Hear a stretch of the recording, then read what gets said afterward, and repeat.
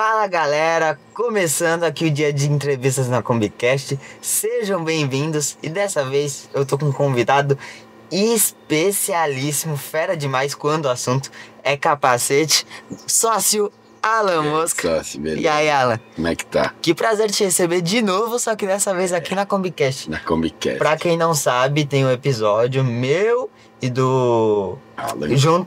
Junto com o Alan e com o Raí Caldato, falando sobre os capacetes. Vão lá conferir, eu tenho certeza que a Tainá, nossa querida editora, vai deixar na edição, não é, Tainá? Falar dos meus patrocinadores que estão aí na tela, ó como ficou bonito, gente, ó. Novidade pra esse episódio: Affinity, Arcor, Workcara, Mutante, o Centro de Pilotagem Roberto Manzini, que inclusive o Alan tava me contando no off que meio que o Roberto Manzini e eles são primos. E ele fica falando que é meu primo pra se promover. Boa! Então, antes da gente começar esse episódio, se inscreva no canal, deixa o like e, claro, vem com a gente.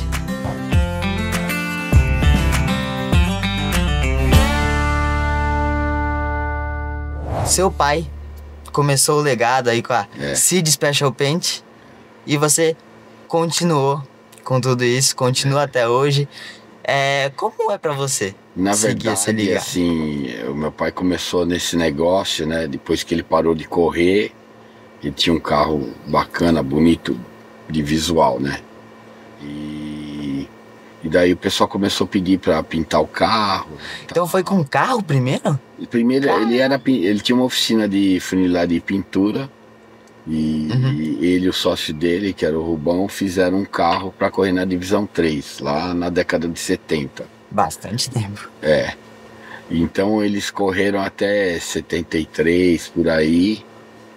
E daí eles pararam o carro e o meu pai montou um negócio de comércio de veículos. E eu já fui trabalhar com ele nessa época. Eu tinha uns 15 anos, eu fui trabalhar com ele nessa época. E aí do lado tinha a oficina do Giba, que preparava o carro do Ingo e do Nelson Piquet depois.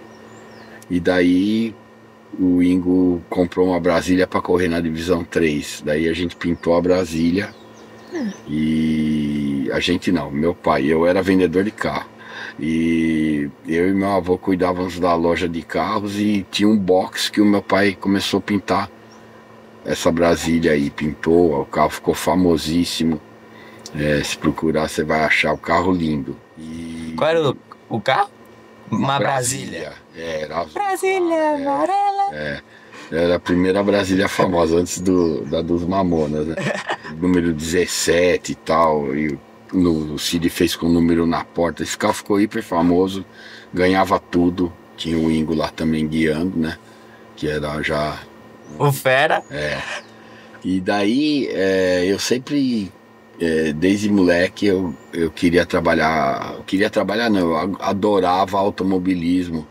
Eu ia com meu avô direto no autódromo, desde 66, 67, menino. Meu avô era mecânico e ele adorava corrida de automóvel. Então eu vi muita gente aí, antes do Emerson até, né, vi o Wilsinho correr de Carmanguia, vi o Jean Balder correndo de DKV, de Puma GTB. Só carrão. Puma Malzone, GTB é outro. Uns carros assim da época, né? Cinca, Ciro Caires correndo de Cinca. Lá o Lobo do Canindé, o Camilão Cristófaro com a carreteira. Opa. Meu, eu vi uns negócios assim na minha frente passar lá na reta do retão de Interlagos da década de Interlagos, o antigo circuito. Antes de ter o S do Senna. Antes de matar aquele circuito lá, eu vi a corrida lá direto, vi meu pai correr, vi o Ingo, vi o Nelson Piquet, vi um monte de gente que tá aí até hoje. Nessa daí do meu pai pintar a Brasília do Ingo, que fez sucesso, daí logo naquele ano lá de 73 para 74, a Volkswagen lançou a Super V, que era uma categoria de Fórmula, e assim, o grid tinha mais de 30 carros, várias marcas de chassi. Então tinha Polar, Eve, Cayman, que era o que o Ingo andava, não lembro se tinha algum outro, mas os três principais era esse, sendo que o Polar era o melhor chassi. Então no primeiro ano, o campeão foi o Marcos Troncon e o Ingo também fizemos o Super V dele com a Crediton, que era o patrocínio, o carro azul claro e tal. Ele corria de Cayman, que era um chassi inferior, mas ele não foi campeão, mas de 18 baterias ele ganhou 9. O Ingo. Olha, bastante, hein? Terrível, né? O fera, sempre fui fã dele, só até hoje. E pra mim é um dos maiores que eu vi andar assim. E daí começou o negócio a pegar, porque daí todo mundo queria pintar, porque virou o automobilismo, começou a se profissionalizar. E crescer cada vez mais, né? Porque o Emerson já era bicampeão, veio a Super V, todo mundo naquele embalo, então grandes nomes do automobilismo foram correr na Super V, né? Então, todo mundo que corria de protótipo ou de carro nas divisões 1 e 3, compraram o Super V para fazer. E a Volkswagen pedia para as concessionárias apoiarem. Ajuda aí, ajuda tal. Então tinha muito envolvimento com a marca. Legal. Isso aí deu um impulso legal. Daí o Cid voltou a abrir oficina, né? E daí eu ficava vendendo carro e ia lá na oficininha dar uma olhada. Era tudo perto, né? Até que uma hora ele pegou e falou, vamos tirar os carros da loja, vou pôr 200 capacetes aí e você vai pintar para Gladson, que era o grande cliente que a gente teve nessa época, patrocinava todas as categorias e tudo mais, e eles falaram, você quer serviço? Eles queriam que eu trabalhasse só para eles. E daí mandava carro à disposição, mandava os carros de corrida, tinha categoria que tinha 4 carros, Super V tinha 4 carros, tudo pintado pelo Cid, né? E daí eles falaram, não, então você vai pintar 2.000 capacetes. Então meio que foi mesclando. O seu pai fazia os carros e você foi... Daí eu comecei fazendo capacete de skate pra marca, fiz 800. Bastante. E daí os capacetes de moto, que eram 1.200, também comecei a fazer, meu pai fazia também. Foi uma época de muito serviço, muita correria, assim, e eu fiz um supletivo de pintura e aprendi a pintar. Em um mês eu entreguei os 200 capacetes, daí passei de ano. E que supletivo, hein? É que quando você quer fazer alguma coisa, você consegue. Você vai falar, não, eu quero fazer tal coisa, entendeu? Você vai atrás, você acaba conseguindo. Eu era ruim de desenho na escola, tudo. Mas quando falou, não, você vai, tua chance é essa. Eu queria estar no meio das corridas. Eu queria fazer parte, falar com o Ingo, falar depois com o Chico Serra, com o Nelson Piquet e outros, o Paulão, Jean Balder. Pô, tem tanta gente, Júlio Caio, que correu de Super V também. Tinha muita, Marcos Troncon, eu brigava, daí ficava amigo com ele. Era um cara, foi o primeiro campeão da Super V. Era um cara hiper profissional, hiper competitivo. Ele montou uma estrutura muito boa, ele tinha patrocínio da Philips. E era de vulto já naquela época, uma empresa enorme, e ele tinha o patrocínio. Um monte de gente, Amadeu Campos, eu não consigo enumerar, mas assim, era um grid de 30 carros para cima, 35, e vinha gente do Brasil todo correr aqui em Interlagos, e daí virou, lógico, tinha campeonato nacional, corria em Goiânia, Brasília eu não lembro, mas tinha corrida no Paraná, no Sul, né? E era muito a Super V, assim, pra mim foi o clique, a virada de chave do amador pro profissional. O automobilismo virou profissão para piloto e tudo mais, e tá no que tá hoje, né? Com a Stock Car, outras categorias também. Bom, agora você estava me contando sobre que você começou nos capacetes, e eu tenho uma curiosidade. Como é o processo para chegar e ter o capacete ali feito? O capacete é uma peça, né, complicada de pintar, porque ele é todo arredondado, é complicado de desenhar. é uma peça que tem forro, borracha, e é tudo coisa que, se você não souber vedar tudo, enche d'água dentro. Porque hoje em dia a gente trabalha com muito pouca água. Fibra de carbono, né? Também. Hoje em dia, Mas na época era uma fibrinha assim de vidro, não era carbono, não era nem Kevlar, nada. E a gente tinha que vedar muito bem, às vezes molhava, tinha que pôr o capacete no sol. Esperar secar. Porque as pessoas vão entregar o capacete pro piloto, o capacete tá molhado por dentro. Não dá. Mas assim, a gente se deu bem, porque o Cid conhecia muito dos materiais a serem utilizados, né? Tanto tintas como os primer, porque ele conseguia fazer a aderência funcionar, porque a tinta, se você não preparar bem, ela deixapa, ela sai. E enfim, era um negócio complicado, mas a gente tinha know-how. O Cid tinha know-how para fazer funcionar e ter um bom resultado. E esse know-how eu aprendi com ele, né? Tanto lixamento, aplicação de primer, como aplicar uma tinta, o verniz certo para usar, o polimento com o material correto. Então tudo isso daí eu fui aprendendo, e daí já em 78 para 79 eu acabei ficando responsável pelos capacetes, sob a tutela do meu pai. Ele ia lá, olhava, conferia, geralmente fazia eu mudar as coisas. Como é que você ficava? Ficava pé da vida. Porra, meu, agora... Não, porque ele tinha mania de, assim...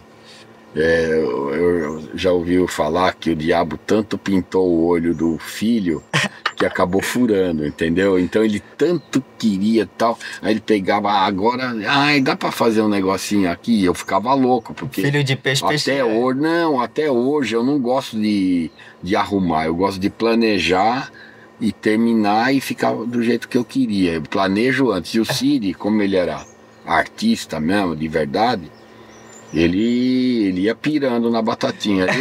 Acho que se aqui a gente dá, daí eu já, não é possível, você vai mudar. Voltar para trás para reiniciar era muito ruim, mas ele manda quem pode e obedece quem tem juízo. Quem tem juízo. Aí eu fui desenvolvendo minha técnica também, mas sempre sobre a tutela, a orientação do meu pai, né? Que ele era muito bom no que fazia, e ele tinha uma mente criativa, coisa que eu fui captando dele, né? Observar linhas harmoniosas, as curvas concordantes, os ângulos perfeitos, sempre um combinando com o outro. Então eu fui captando e fui aprendendo, e procurei dar a minha cara em alguma coisa, mas até hoje eu assino Cid, a gente vai assinar Cid até o fim. Até sempre, né? Cara, agora eu quero que você me conte sobre tua relação com seu pai, Cid, como é que era, como foi ter esses aprendizados com ele. Foi muito legal, porque eu tive a chance que eu queria para estar envolvido com o automobilismo. Eu não queria, às vezes o cara fala, mas você nunca quis correr? Não, até fiz umas corridinhas de kart assim, para brincar, no interior de São Paulo, lá em Barra Bonita. Porra, Barra Bonita, não conheço. E o pessoal tinha um cartódromo lá, e eu pintava os capacetes de muita gente lá, e o pessoal da usina da Barra, não, arruma um chassi aí que nós vamos pôr um motor aí e você vai correr. Daí eu fiz 2, 3 corridas, mas meu negócio era curtir o momento lá, e eu sempre gostei de acompanhar a corrida e atender o pessoal, né?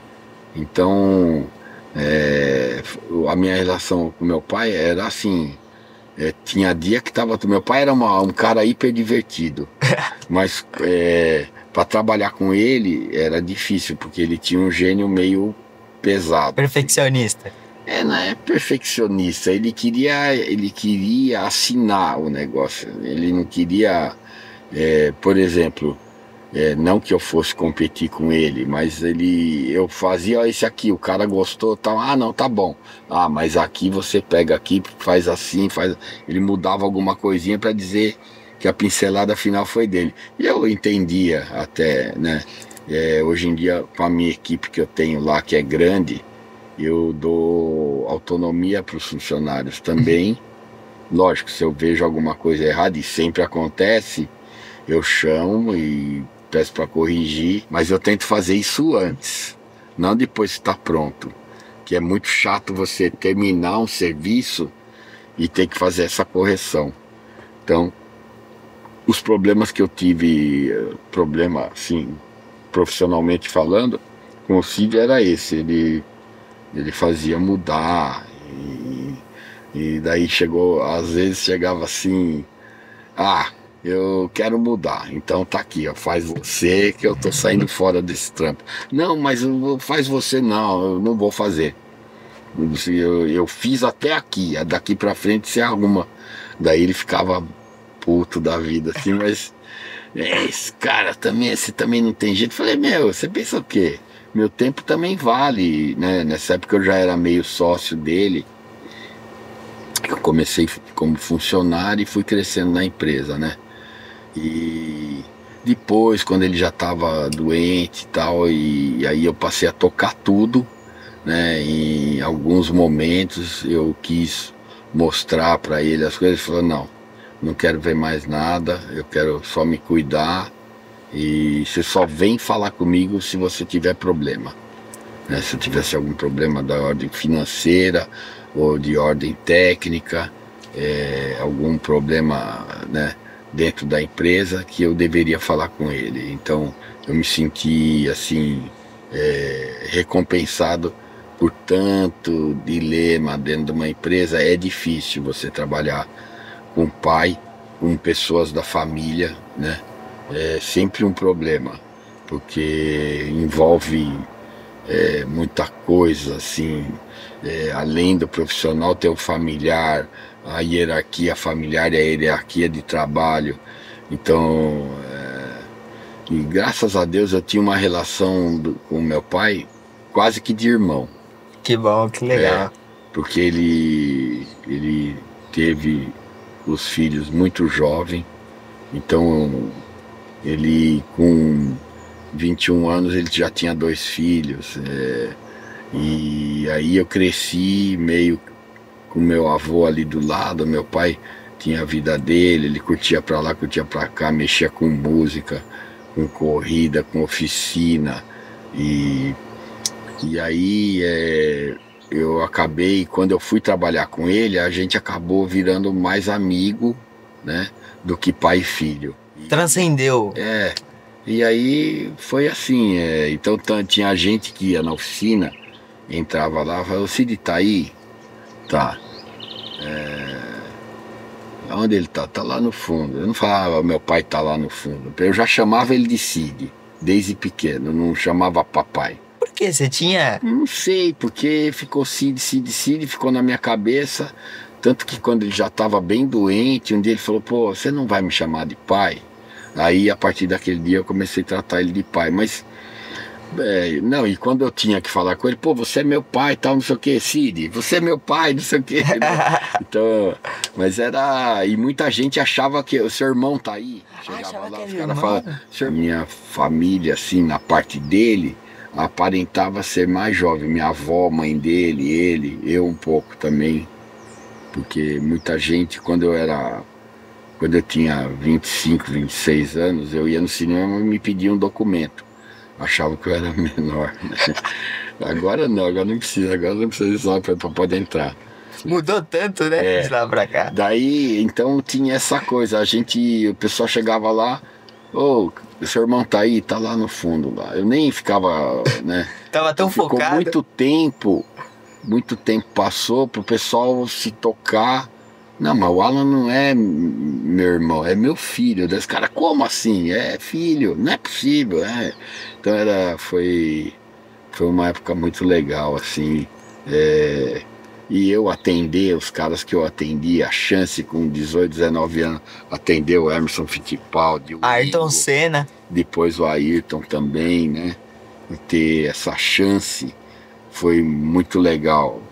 O Nelson, não só esses, e outros, ver o Rubinho com 8, 9 anos, foi lá na oficina com o tio dele, o Darcio, o Christian chegou lá com a dona Suzy também, pequeno, né, e não sabia o que fazer, e participar, indiretamente eu participava da vida desses meninos aí, que hoje são grandes pilotos, o Tony Canaan, IndyCar, o Elinho, né, o Elinho, eu, assim, muita gente que tá aí até hoje passou por lá, né, e eu tinha, porque como eu fiquei responsável pelo capacete, eu acabei atendendo os caras diretamente, né?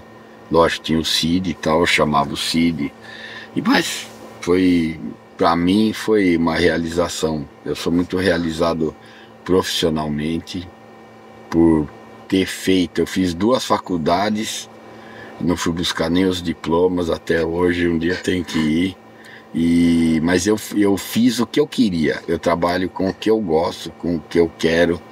Eu chego lá todo dia às 7 da manhã, fico lá sozinho, olhando, mexendo no telefone, começando a responder as coisas. E, enfim, eu não tenho queixa nenhuma. Hoje tem a Estela lá trabalhando comigo. Que segue o seu legado. A Estela praticamente é quem controla toda a empresa. Eu pergunto para ela o que eu faço, porque ela também é uma pessoa muito parecida com meu pai, muito parecida com o Cid, tem um gênio assim bem próximo dele, e ela também cultua o nome do Cid, o nome da empresa, porque é uma maneira da gente perpetuar o nome do meu pai, do avô dela, né? E para mim é ótimo ela estar lá, porque é uma garantia de sequência do trabalho, né? E eu tenho uma tranquilidade hoje. Eu posso vir aqui falar com você. Comer um arroz com feijão também, né? Comer meu arrozinho com feijão que depois da gravação, que eu já tô com fome, mas tudo bem. Esse é o pós-gravação. E é o after. É o after, é o arroz com feijão aqui. Então, e eu sou muito grato por minha vida ter sido do jeito que foi, do jeito que é e do jeito que está sendo. Eu nunca pensei em chegar onde eu cheguei. Eu queria só ter meu carrinho. Feliz no simples. E eu estou muito bem, graças a Deus. A empresa está bem. Eu tenho relação com várias pessoas importantes. É que nem você, todo mundo gosta de você, né? Então não é legal você pôr o Átila, o Nelsinho, o Rubinho, você é unanimidade. Obrigado. Não é? É verdade. Todo mundo curte o Cadu, né? Porque você é um cara dedicado pelo que faz. Então eu me dediquei muito. Eu trabalhava demais, cheirei muita tinta. Cheirar tinta não quer dizer que eu não usava máscara, né? Eu usava, turma, cheirar tinta é que a gente falava, comi tinta pra caramba hoje, porque pintava muito, né? Hoje eu não preciso pintar mais, eu pinto alguns detalhes nos capacetes quando precisa. Minha equipe responde por tudo. O Dani, toda a galera. O Dani, mas tem o pessoal lá do fundo que fica na cozinha lá pintando mesmo, né? E esse pessoal lá, eu tenho o Nelson, tá lá comigo há 40 anos, tem o Getúlio, tá há 33 anos. Então é gente que tá. O Nelson começou lá, tinha 13 para 14 anos. Né? Novinho, 14 anos, nossa senhora. Ele tá com 50 e poucos, já tem neto, né? E tá comigo lá até hoje.